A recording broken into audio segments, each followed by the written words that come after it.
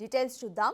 AP చరిత్రలో ఇవాళ మరో మహోన్నత ఘట్టం ఆవిష్కృతం కానుంది. 2019 నుంచి ఏడాది క్రితం వరకు ఏపీ రాజధాని ఏది అంటే సమాధానం చెప్పుకోలేని పరిస్థితి. దీనిపై సోషల్ మీడియాలో మీమ్స్ తెగ వైరల్ కూడా అయ్యాయి.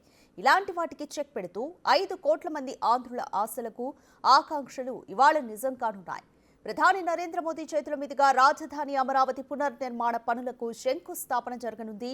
దీనికి ఇప్పటికే రాష్ట్ర ప్రభుత్వం అన్ని ఏర్పాట్లు చేసింది.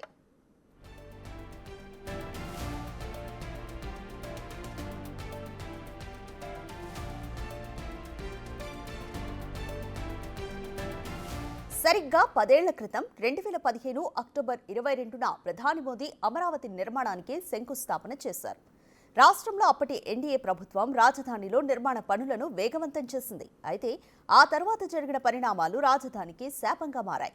2019లో వైసీపీ ప్రభుత్వం అధికారంలోకి రావడంతో రాజధాని రూపురేఖలు మారిపోయాయి. ఇప్పుడు మళ్లీ అమరావతిని దేశంలోనే గొప్ప నగరంగా నిర్మించడానికి సీఎం చంద్రబాబు పూనుకున్నారు. అందులో భాగంగా మరోసారి ఆయన ప్రధాని మోదీతో నిర్మాణ పనులకు శంకుస్థాపన చేయిస్తున్నారు.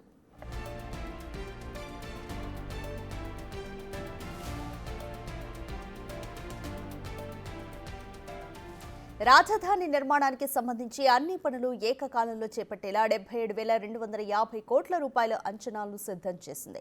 49,000 కోట్ల రూపాయల పనులకు ఇప్పటికే టెండర్లు ఖరారు చేసింది. పలు సంస్థల నుంచి రుణాల మంజూరుకు కేంద్రం అండగా నిలిచింది. ప్రపంచ బ్యాంకు ఏడీబీలను ఒప్పించి ఆగమేఘాలపై 15,000 కోట్ల రూపాయల ఆర్థిక సహాయం వచ్చేలా చేసింది. హడ్కో మరో 11,000 కోట్ల రూపాయల రుణం లభించింది.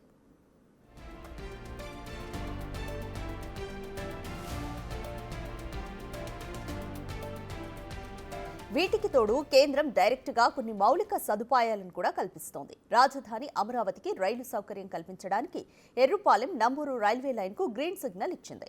దీనికోసం రైల్వే బోర్డు 2,047 కోట్ల రూపాయలను కూడా మంజూరు చేసింది. 189 కిలోమీటర్ల పొడవున అమరావతి ఔటర్ రింగ్ రోడ్ను 16,310 కోట్లతో చేపట్టేందుకు కేంద్రం ఆమోదించింది. దీంతో పాటు భూసేకరణ ఖర్చును కేంద్రమే భరించనుంది.